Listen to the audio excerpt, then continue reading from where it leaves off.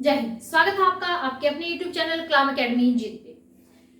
Psychology class को आगे बढ़ाते हुए आज हम करेंगे जीन पियाजे की अवस्थाओं की उप अवस्थाएं, क्योंकि क्वेश्चन यहां से आना 101% श्योर है। क्वेश्चन यहीं से ही आएगा और मैंने आपके लिए ऐसी चीजें, काफी सारी जो बुक्स हैं उनसे ऐसी चीजें यहाँ पे नोट की हैं जो बहुत ही इंपॉर्टेंट है किसी भी कॉम्पिटेटिव एग्जाम के लिए। और जो आज का जो ट्रेंड है, साइकोलॉजिकल लेवल जो बहुत हाई हो चुका है, तो उसी ट्रेंड के अकॉर्डिंग मैंने क्वेश्चंस यहाँ पे डाले हैं। देखिए, सबसे पहले हमने पिछली वीडियो में जीन पियाजे की सभी अवस्थाओं के बारे में डिटेल से पढ़ा। अब हम पहली जो अवस्था है संवेदी प्रेरक अवस्था, या इसको हम बोल सकते हैं संवेदीगामक अवस्था। इंग्लिश में हम बोलेंगे इसको सेंसरी मोटर स्टेज, जिसकी जो एज है वो रहेगी 0 से 2 वर्ष। देखिए, ये जो स्टेज है इसको 6 उप अवस्थाओं में बांटा गया है। अब वो 6 की 6 उप अवस्थाएं जो है वो बहुत ही ज्यादा इंपॉर्टेंट है और क्वेश्चन अब यहां से आने लग गया है। देखिए, सबसे पहले बात करें 6 की 6 अवस्थाओं में पहली जो अवस्था है उसका नाम है प्रतिवर्त क्रियाओं की अवस्था, यानी कि स्टेज ऑफ रिफ्लेक्स एक्टिविटीज। इस अवस्था में बच्चा क्या करेगा, जो भी एक्टिविटीज हैं, जो भी काम वो करेगा प्रतिवर्त क्रियाओं के माध्यम से, यानी कि यहाँ पे उसकी क्रियाएं क्या होंगी, प्रतिवर्त होंगी, यानी कि क्या होंगी, रिफ्लेक्स एक्टिविटीज होंगी। इसका जो समय रहेगा वो रहेगा 0 से 30 दिन तक, यानी कि 1 माह तक। अब देखिए, इसमें बालक क्या करता है, बालक केवल प्रतिवर्त क्रियाएं करता है और इस अवस्था में चूसने का जो प्रतिवर्त है सबसे प्रबल होता है। देखिए, 0 से 30 दिन यानी कि सिर्फ 1 माह का बच्चा है, उसको किसी भी प्रकार की किसी भी चीज से कोई लेना देना नहीं है, उसको अपनी भूख को शांत करना है। ठीक है, तो जो भी कोशिश करेगा वो कि वो अपनी, क्योंकि ना वो बता सकता है ना वो किसी भी प्रकार की एक्टिविटी नहीं कर सकता है, तो इसलिए इस अवस्था में चूसने का जो प्रतिवर्त है सबसे प्रबल है। अब बात करते हैं कि ये प्रतिवर्त क्रियाएं होती क्या हैं। अब क्वेश्चन यहां से भी आने लग गया है कि ये प्रतिवर्त क्रियाएं होती क्या हैं। आप प्रीवियस ईयर के क्वेश्चन पेपर को जब देखेंगे तो इन तीनों वर्ड से क्वेश्चन आपको मिल जाएगा किसी न किसी एग्जाम में। प्रतिवर्त क्रियाएं हमारी 3 प्रकार की हैं। पहली है रूटिंग। रूटिंग का मतलब क्या होता है, रूटिंग का मतलब है कि गाल को छूने पर उसी दिशा में सिर घुमाना। 0 से 30 दिन यानी कि 1 माह का जो बच्चा है, जब आप उसकी गाल को छुओगे तो वो उसी दिशा में सिर घुमाएगा, और उसी दिशा में सिर घुमाने का मतलब क्या है, उसको ये लगेगा कि ये आपको दूध पिलाएंगे, मतलब दूध पिलाने के लिए ये एक्टिविटी की जा रही है, क्योंकि यहाँ पर उसका और किसी भी प्रकार का कोई एक्टिविटी नहीं है, उसकी सिर्फ एक्टिविटी है कि वो चाहता है कि मेरी भूख शांत हो जाए, दूध पीने से मतलब है उसको। ठीक है, तो अब जैसे ही गाल को छुओगे तो उसी दिशा में क्या करेगा, वो सिर घुमाएगा, इसको बोलते हैं रूटिंग। ठीक है, सेकंड बेबिंस्की। बेबिंस्की का मतलब है पैरों के तलों पर मारने पर बच्चा प्रतिक्रिया दिखाएगा। देखो, जैसे मतलब साइकोलॉजी जो है वो हमारे आसपास के एनवायरनमेंट से रिलेटेड है। जो भी हमारे घर में जो भी बच्चे हैं वो सारी क्रियाएं ये करते हैं, हम उन पे ध्यान नहीं देते, नहीं तो साइकोलॉजी पढ़ने की हमें जरूरत ना पड़े। देखिए, तलवों पर मारने पर, अब छोटा बच्चा होता है, हर घर में एक छोटे बच्चे को पैरों पे करते हैं ना, टट्टा बाट्टा ऐसे करते हैं हम। ठीक है, आटा बाटा ऐसे ऐसे करते हैं, हाथों पे भी करते हैं, पैरों पे भी करते हैं। तो ये बेबिंस्की क्या है, वही है कि पैरों के तलवों पर मारने पर बच्चा प्रतिक्रिया करता, उछलेगा, कूदेगा। ठीक है, उसके बाद बेबिंस्की हुआ, इसके बाद है बेबकिन। बेबकिन का मतलब है हथेली थपथपाने पर चेहरे को ऊपर उठाना। जैसे ही आप उसकी हथेली थपथपाओगे तो बच्चा एकदम से चेहरे को ऊपर उठाएगा, इसको बोलते हैं बेबकिन। ठीक है, तो मतलब हम हर क्लास में किसी न किसी ने हमें पढ़ाया है कि ये जो अवस्था वो प्रतिवर्त क्रियाओं की अवस्था है, प्रतिवर्त क्रियाओं की अवस्था है। ठीक है, हमने भी जब पढ़ा हम भी सोचते थे कि ये प्रतिवर्त क्रियाएं होता क्या है, कोई नहीं बताता। ठीक है, हमें सिर्फ ये बता दिया जाता है कि ये पहली जो स्टेज है वो प्रतिवर्त क्रियाओं की अवस्था है। ठीक है, तो अब मुझे लगा कि हमें ये पता होना चाहिए कि वो प्रतिवर्त क्रियाएं होती क्या है और जो जो प्रतिवर्त क्रियाएं हैं उनमें किस प्रकार की एक्टिविटीज होती है। तो मुझे उम्मीद है कि आपको समझ आया होगा। आगे मैं बात करूं, देखो, फर्स्ट होगी हमारी प्रतिवर्त क्रियाओं की अवस्था, सेकंड है प्राथमिक वृत्तीय प्रतिक्रियाओं की अवस्था, यानी कि ये प्राथमिक है, इसको आप प्रमुख भी बोल सकते हो। ठीक है, प्रमुख पूर्व या प्राथमिक। इसमें क्या होता है भाई, इसको बोलेंगे stage of primary circular reactions. 1 से 4 माह का समय होता है। इसमें बच्चा क्या करता है, इसमें बच्चा फील्स गुड कीप सकिंग। अब उसको उन चीजों को मुंह में लेके और आनंद उठाने का जो है पता चल गया कि मीठी चीज जब मुंह में जाएगी तो उसको अच्छा लगेगा, लेकिन उसके आसपास कोई खिलौना पड़ा हुआ है, टेडी बियर पड़ा हुआ है, अब उसको जब वो मुंह में डालेगा तो वो क्या करेगा, एकदम से उसको फेंक देगा, ठीक है। या उसके पास दूध की बोतल रखी है तो उसको आराम से मजे से पिएगा, ठीक है। और अगर कोई भी मान लो प्लास्टिक का कोई खिलौना पड़ा है तो उसको जब मुंह में डालेगा तो किसी प्रकार का टेस्ट नहीं आएगा तो उसको फेंकेगा। यानी कि इसमें क्या करेगा बच्चा, feels good keep sucking, clear. यानी कि शारीरिक प्रतिवर्त क्रियाएं दोहराई हुई व एक दूसरे से समन्वित होती हैं। इसमें बच्चा जिन शारीरिक क्रियाओं को, जो भी शारीरिक क्रियाएं हैं उसकी, उनको दोहराएगा, ठीक है, और वो जो क्रियाएं हैं एक दूसरे से समन्वित होंगी। यानी कि मान लो वो अंगूठा चूस रहा है, एक बिल्कुल सिंपल सा एग्जांपल देती हूँ। एक बच्चा है वो अंगूठा चूस रहा है, अब इस अवस्था में उसको टेस्ट का नहीं पता था, अब इस अवस्था में आके उसको टेस्ट का पता चल गया। अब अगर उसको अंगूठा चूसने में मजा आ रहा है ना तो उसको बार बार करेगा, बार बार अंगूठे को मुंह में लेगा, ठीक है। उसके पास कोई भी चीज रखी है, मीठी चीज रखी है, तो उसको उठा के और उसको जो है वो मुंह में लेने की कोशिश करेगा। ऐसे दूध की बोतल रखी है, उसको अगर टेस्ट आ रहा है तो उसको बार बार मुंह में लेने की कोशिश करेगा, ठीक है। तो इसमें वो क्या करता है, feels good keep sucking and शारीरिक प्रतिवर्त क्रियाएं जो है वो दोहराई हुई और एक दूसरे से समन्वित होंगी, ठीक है। अब बात करते हैं द्वितीय वृत्तीय प्रतिक्रियाओं की अवस्था। देखिए ये प्राथमिक वृत्तीय प्रतिक्रियाएं थी, ये द्वितीय होगी। आप द्वितीय को गौण भी बोल सकते हो, ठीक है।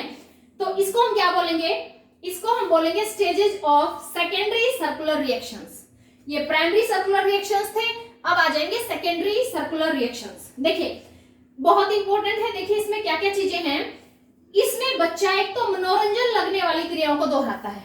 मनोरंजन लगने वाली मतलब क्या, देखिए इस अवस्था में जब बच्चा पहुंचेगा तो इसकी उम्र कितनी होगी, 4 माह से 8 माह, यानी कि थोड़ा सा मैच्योर हो गया। 4 माह से 8 माह होगी तो वस्तुओं का उलटना पलटना और खिलौनों की ध्वनियों का आनंद उठाना, मनोरंजन का मतलब यहाँ क्या है। अब देखिए मनोरंजन का मतलब यहाँ है, जब छोटा बच्चा होता है ना उसको क्या दिया जाता है खेलने के लिए, ऐसी चीज दी जाती है जिससे आवाज निकलती है, झुंझुना दिया जाता है ना, या उसका जो सुलाने के लिए पालना होता है उसमें घुंघरू बांध दिए जाते हैं ताकि जब वो हिले, ताकि वो जब उनसे क्या निकले, ध्वनि निकले, तो उसके कानों को वो चीज अच्छी लगे, उसको वहां से मनोरंजन महसूस हो, ठीक है। तो इसलिए इस अवस्था में बच्चा जो है वो झुंझुने से या बजने वाली चीजों से खेलना ज्यादा पसंद करता है, ठीक है। और क्या करेगा, जो भी चीज उसके पास होगी उसको उलट के पलट के फेंक के सारी चीजें इस तरीके से उसको देखेगा, और खिलौनों की ध्वनियों का वो क्या करेगा, आनंद उठाएगा। मतलब ऐसा जैसे छोटा फोन है उसके अंदर जो गाने बजते हैं तो बार बार उसको चलाएगा, क्यों, क्योंकि उस ध्वनि से उसको क्या आ रहा है, आनंद आ रहा है, ठीक है। तो ये हो गया उलटना पलटना या खिलौने की ध्वनि का आनंद उठाना। उसके बाद बात करते हैं चौथी स्टेज की जो बेहद इंपॉर्टेंट है, गौण स्कीमेटा के समन्वय की अवस्था, यानी कि कोऑर्डिनेशन ऑफ सेकेंडरी स्कीमेटा। अब कोऑर्डिनेशन ऑफ सेकेंडरी स्कीमेटा का मतलब क्या होता है कि यह अवस्था जो है वो 8 से 12 माह की होती है। इसमें जो चीजें इंपॉर्टेंट है, सबसे पहली बात तो अब बच्चा जो है धीरे धीरे अनुकरण करना सीख जाता है, ठीक है।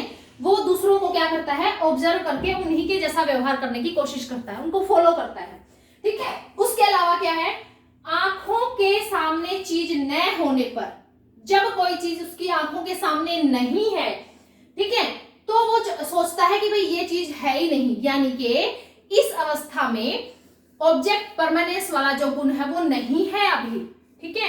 आपने उसके हाथ से डॉल ली और कहा उसको तो चिड़िया ले गई, ठीक है, तो इसका मतलब चिड़िया ले गई, यहां तक उसके पास ऑब्जेक्ट परमानेंस का गुण नहीं है, क्लियर।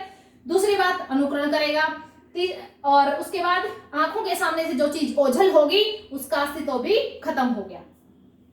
उसके बाद सबसे इंपॉर्टेंट, जो फर्स्ट ग्रेड के पेपर में क्वेश्चन पूछा गया था राजस्थान में, फर्स्ट ग्रेड के पेपर में क्वेश्चन क्या पूछा गया कि ए नोट बी एरर प्रयोग, ए नोट बी एरर जो प्रयोग है वो क्या है और ये जो है जीन पियाजे की कौन सी अवस्था से संबंधित है। देखिए ए नोट बी एरर प्रयोग क्या होता है। ए नोट बी एरर प्रयोग का मतलब है, मान लो मेरे पास कोई भी चीज है, ठीक है, मेरे पास कोई चीज है, मैंने बच्चे के सामने अपनी दोनों मुट्ठियां रख दी, इसमें मैंने मान लो कोई भी खाने की चीज टॉफी ले ली, 2 टॉफी मैंने इस मुट्ठी में ली, इसमें कुछ नहीं है, ठीक है, बच्चे के सामने मैंने रखा, ठीक है, बच्चे ने ये मुट्ठी खोली तो इसमें मैंने उसको 2 टॉफियां मिल गई, ठीक है, उसके बाद मैंने हाथ पीछे किए और वो दोनों की दोनों टॉफियां इस मुट्ठी में ले ली। अगली नेक्स्ट, अब बच्चा इसी मुट्ठी को खोलेगा जिसमें उसको पहले क्या मिली थी, टॉफी मिली थी, इसकी तरफ उसका ध्यान नहीं गया, क्यों, क्योंकि पहले उसको यही मिली थी टॉफियां, अब वो यही जाएगा सबसे पहले, तो इसी को बोलते हैं ए नोट बी एरर प्रयोग। ऐसे ही मान लो टेबल है, टेबल के राइट साइड कोई चीज रखी, उसके ऊपर कपड़ा रख दिया, ठीक है, लेफ्ट साइड कुछ नहीं है, बच्चे ने देखा, उस कपड़े को उठाया राइट साइड से और उसको चॉकलेट मिल गई राइट साइड से। अब आपने क्या किया, उस चॉकलेट को लेफ्ट साइड रख दिया, दोनों के ऊपर कपड़ा रख दिया, बच्चा राइट साइड ही उसको क्या करेगा, ढूंढेगा, लेफ्ट साइड नहीं जाएगा, क्यों, क्योंकि उसको वो चीज वही मिली थी, तो इसको बोलते हैं ए नोट बी एरर प्रयोग। क्लियर।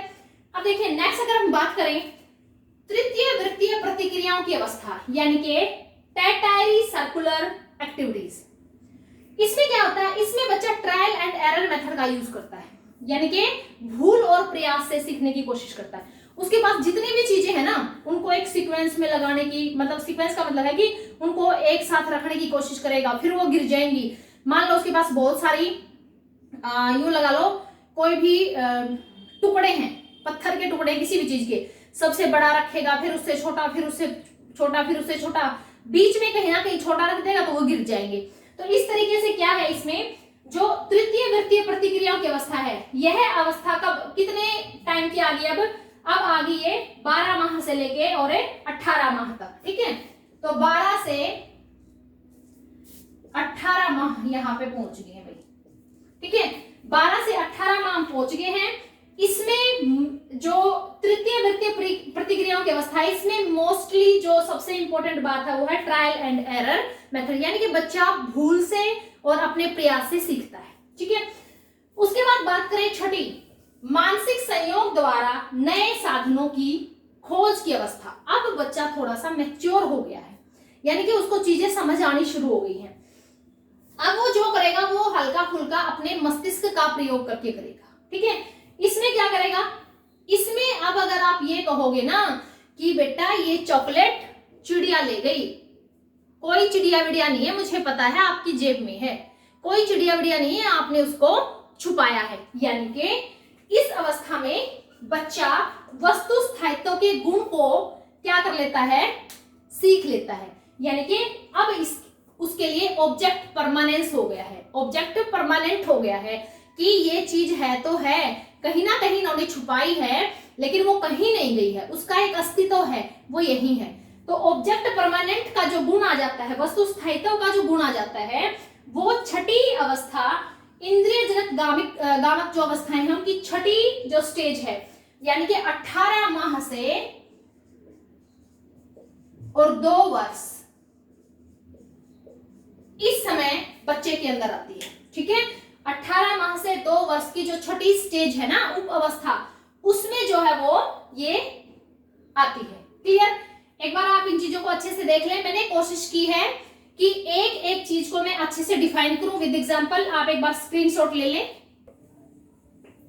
उससे आगे हम बात करें पूर्व संक्रियात्मक अवस्था, यानी कि प्री ऑपरेशनल स्टेज। इस स्टेज की जो अवस्था, जो समय रहेगा वो रहेगा 2 से 7 वर्ष, और इस अवस्था को भी जीन पियाजे ने 2 उप अवस्थाओं में विभाजित किया है। पहली जो इस अवस्था की उप अवस्था है वो है प्राक संप्रत्यात्मक अवधि, या हम इसको आत्म केंद्रित भी बोल सकते हैं, या इसको बोलते हैं pre conceptual period. Okay, pre conceptual period. और इस उप अवस्था का जो समय रहेगा वो रहेगा 2 से 4 वर्ष। देखिए बहुत इंपॉर्टेंट जो चीजें हैं इस अवस्था की जो पेपर में पूछी जाती हैं। देखिए सबसे पहली बात, प्राक संप्रत्यात्मक अवधि, आत्म केंद्रित या प्री कंसेप्चुअल पीरियड। क्लियर, 2 से 4 वर्ष। ओके, अब देखिए इसमें क्या क्या चीजें हैं जो एक बच्चे में देखी जाती हैं। पहली बात है इगोसेंट्रिक, यानी कि इगोसेंट्रिज्म का गुण उसके अंदर आता है। ठीक है, इगोसेंट्रिज्म का मतलब क्या होता है? इगोसेंट्रिज्म का मतलब होता है कि बच्चा दूसरे के बारे में भी वही सोचता है जो उसके दिमाग में है। अगर मान लो एक बच्चा है, वो उसको अगर किसी भी चीज को खाना पसंद है, उसके घर वाले उसको मना कर रहे हैं, तो वो सोचेगा कि भाई ये मेरे तरीके से क्यों नहीं सोच पा रहे हैं, ये मेरे तरीके से क्यों नहीं सोच रही है। ठीक है, यानी कि मैं जैसा सोच रहा हूं दूसरा भी वैसा ही सोचता होगा, उसको भी वही चीज पसंद होंगी जो मुझे पसंद है। ठीक है, मैं जो सोचता हूं वैसा ही एज इट इज दूसरा सोचता है, उसको क्या बोलते हैं? इगोसेंट्रिज्म। ठीक, इसका मतलब क्या है? आत्म केंद्रित, अहम केंद्रित, वो अपने ऊपर ही केंद्रित होता है। इसी अवस्था में एक एक्सपेरिमेंट है 3 पर्वत समस्या, पेपर में बहुत बार पूछा गया है। देखिए 3 समस्या का मतलब क्या है कि एक बच्चा है, ठीक है, यहां एक बच्चा है और उसके सामने 3 पर्वत बना दिए हुए। ठीक है, क्या बना दिए? 3 पर्वत बना दिए। ठीक है, इस बच्चे का आप क्या कर रहे हैं? इस बच्चे से प्रश्न पूछ रहे हैं। ये जो बच्चा है वो आपकी प्राक संप्रत्यात्मक अवस्था में है, 2 से 4 वर्ष का बच्चा है। ठीक है, इससे पूछा गया, अब इसके सामने कौन सा पर्वत है? ये पर्वत है। इससे पूछा गया कि आपको सबसे बड़ा पर्वत या आपको क्या दिखाई दे रहा है? इसने कहा कि मुझे तो ये पर्वत दिखाई दे रहा है। ठीक है, अब इसी एक और दूसरा जो बच्चा है वो यहां बैठा दिया। ठीक है, अब इससे पूछा गया कि इसको क्या दिखाई दे रहा है, इसको कौन सा पर्वत दिखाई दे रहा है? तो इसने क्या कहा? इसको भी यही दिखाई दे रहा है। ठीक है, इसको भी यही दिखाई दे रहा है, यानी कि ये जो अपने तरीके से सोचता है, दूसरों को भी ये सोचता है कि ये भी ऐसे ही सोचते होंगे। तो यह है 3 पर्वत समस्या, इसी को हम क्या बोलते हैं? इगोसेंट्रिज्म। क्लियर? क्लियर हुई बात कि इसके सामने जो चीज है, इसको जो दिखाई दी, वो ये चाहता, ये सोचता है कि दूसरा भी वही देख रहा है, दूसरा भी उसी तरीके से सोच रहा है। क्लियर? यह 3 पर्वत समस्या अक्सर पेपर में पूछा जाता है कि 3 पर्वत समस्या जो है वो पियाजे की किस अवस्था से संबंधित है? तो यह प्राक संप्रत्यात्मक अवधि।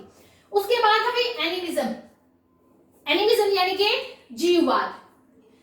जीववाद का मतलब है कि निर्जीव वस्तुओं में भी क्या करता है बच्चा? ये सोचता है कि ये भी जीवित हैं, ये भी हमारी तरह चलते हैं, फिरते हैं, खाते हैं, पीते हैं, इनको भी भूख लगती है, इनको भी गर्मी लगती है, इनको भी सर्दी लगती है। तो इस अवस्था में ये समस्या आती है जब बच्चा 2 से 4 वर्ष का होता है। बच्चे के पास अपना कोई भी टॉय होता है, बच्चे के पास अपना टेडी बियर है, अपनी डॉल है, उसको दूध पिलाएगा, उसको खाना खिलाएगा, उसको पंखे के नीचे लेटाएगा। ठीक है, वो सोचेगा कि इसको भी गर्मी लग रही है, जैसा मैं फील करता हूँ ये भी वैसा ही फील कर रही है, या टेडी बियर है वो कर रहा है। ठीक है, तो इसको बोलते हैं एनिमिज्म। इसका मतलब क्या होता है कि निर्जीव चीजों को सजीव मान लेना और सजीव की तरह ही उनको ट्रीट करना। क्लियर? उसके बाद है सोम से बातें करना। देखो इस अवस्था में 2 से 4 साल का बच्चा क्या होता है? अगर हमारे पास बैठा है तो ठीक है बच्चा, अगर हमारे पास नहीं बैठा ना और इधर उधर गया है तो क्या करेगा? इसकी क्या मतलब एक्टिविटीज होंगी? आईने के सामने खड़ा हो जाएगा, जो भी चीजें रखी हैं उनको लीप पोत लेगा पूरे शरीर पे, या सामने खड़ा होकर अपने आप से बातें करता रहेगा। ठीक है, तो ये किस अवस्था की जो बातें हैं वो हैं प्राक संप्रत्यात्मक अवधि। इसी में बच्चा जो है वो संकेत तथा चिन्ह के माध्यम से चिंतन करता है, यानी कि उसके पास अभी जो है रीजनेबल पावर इतनी ज्यादा नहीं है, उसको कुछ संकेत मिले, कुछ चिन्ह मिले तो वो थोड़ा बहुत सोच सकता है। यानी कि तर्क प्रारंभ तो हो गया यहाँ पे, हल्का फुल्का यहाँ पे प्रारंभ हो जाएगा। ठीक है, लेकिन उसके सामने जो चीज होगी ना उसी के बारे में सोचेगा वो। ठीक है, अब देखिए अगली बात हम करें अंतर्दर्शी अवधि या अंतः प्रज्ञात्मक अवस्था या इंट्यूटिव पीरियड। अब इस अवस्था का जो समय रहेगा वो रहेगा 4 से 7 वर्ष। ठीक है, अब इसमें क्या क्या चीजें हैं जो बहुत इंपॉर्टेंट है? पहली बात करें, देखिए चिंतन तथा तर्क पहले से अधिक प्रबल हो जाता है, बिल्कुल हो जाता है, क्योंकि देखिए 2 से 4 साल का बच्चा वो स्कूल गोइंग बच्चा नहीं है। ठीक है, अब ये बच्चा 4 से 7 साल की उम्र में आ जाता है, अब ये स्कूल गोइंग हो गया है, अब ये स्कूल में जाएगा तो बहुत सारी चीजें सीखेगा। ठीक है, समाज के दायरे में आ जाएगा, बहुत सारे लोगों से मिलेगा, उसके साथ साथ सामान्य मानसिक क्रियाएं भी करना शुरू कर देता है। यानी कि मान लो 7 ईयर का बच्चा है, आजकल 3rd क्लास में हो जाता है, 2nd या 3rd में, तो वो क्या करेगा, छोटे छोटे जो है प्लस माइनस मल्टीप्लाई डिवाइड से रिलेटेड जो क्वेश्चन है वो करने शुरू कर देते हैं। अब क्योंकि यहाँ आ गया मैथ्स, ठीक है, मैथ्स क्या है, मैथ खुद एक रीजनेबल सब्जेक्ट है, ठीक है, तार्किक विषय है। अब जब मैथ्स एक तार्किक विषय है और बच्चा मैथ्स से रिलेटेड कंसेप्ट को सोल्व करना शुरू कर देता है, इसका मतलब यहाँ पे बच्चे का तार्किक विकास प्रारंभ हो जाता है। तो कई बार प्रश्न पूछा गया है और अक्सर गलती हो जाती है कि तर्क करना बच्चा कब प्रारंभ कर देता है, तो प्रारंभ करता है इस अवस्था में। अगर स्पेशल दोनों आए तो अंतर्दर्शी, और अगर ये ना आए तो आपकी पूर्व संक्रियात्मक अवस्था, इसमें बच्चा तर्क करना प्रारंभ कर देता है, क्योंकि वो सामान्य गणितीय जो आपके फंडामेंटल ऑपरेशंस हैं उनको सोल्व करना शुरू कर देता है। और जब मैथ से रिलेटेड कोई काम करता है, इसका मतलब मैथ हमेशा क्या होता है, तार्किक होता है, तर्क से रिलेटेड होता है, तो तर्क प्रारंभ कर देता है इस अवस्था में। लेकिन हाँ, उसके पास उन चीजों के लिए कोई नियम नहीं होते। उसने 10 तक टेबल याद कर ली, सुना भी देगा आपको, क्रैम कर ली, लेकिन आप अगर उसको जो ना उससे उल्टा पलटा के वो चीजें पूछोगे ना, तब नहीं बता पाएगा, ठीक है। आपने 2 + 2 4 कहे, 4 - 2 नहीं बता पाएगा। आपने कहा बेटा आपके घर से पार्क का जो डिस्टेंस है ना वो 1 किलोमीटर का है, तो ये बता कि हाँ भाई तेरे पार्क से तेरे घर का कितने मीटर का डिस्टेंस है, सोचेगा, क्यों, क्योंकि पलटावी गुण नहीं है, ठीक है, रिवर्सिबिलिटी नहीं है उसके अंदर भी, क्लियर। तो देखो यहाँ पर बच्चा क्या करता है, जिज्ञासु प्रवृत्ति का होता है, पूछ के प्रश्न पूछ के आपकी हालत खराब कर देगा। ये क्यों है, आप ये ऐसा क्यों कर रहे हो, ठीक है, मम्मी आप ऐसा क्यों करते हो, पापा आप ऐसा क्यों करते हो, ये क्या काम आएगा, ये चीज आप इससे क्या बात कर रहे थे, मतलब प्रश्न पूछ के हद से ज्यादा प्रश्न पूछेगा, यानी कि बहुत ज्यादा जिज्ञासु प्रवृत्ति का होता है, बहुत ज्यादा जानना चाहता है वो चीजों को, ठीक है। तो इस तरीके से जो हमारी ये अवस्था है, इसमें ये सारी चीजें जो है वो डेवलप हो जाती हैं। इसमें क्या क्या चीजें 2 हैं जो ध्यान रखनी है, इसमें ना ही तो रिवर्सिबिलिटी जो है बच्चे में क्रमबद्धता आई है, ठीक है, और ना ही इसमें संरक्षण का गुण आया है, ठीक है, उल्टावी पलटावी संरक्षण कंजर्वेशन, ये गुण जो है इस अवस्था में नहीं, वो आगे जाके मूर्त संक्रियात्मक अवस्था में आती है। इस अवस्था में उन चीजों का क्या होता है, अभाव होता है। तो मुझे उम्मीद है कि आपको ये सारी की सारी अवस्थाएं बहुत अच्छे से समझ आई होंगी, क्लियर। तो आप इन चीजों को नोट कर लें और लर्न कर लें।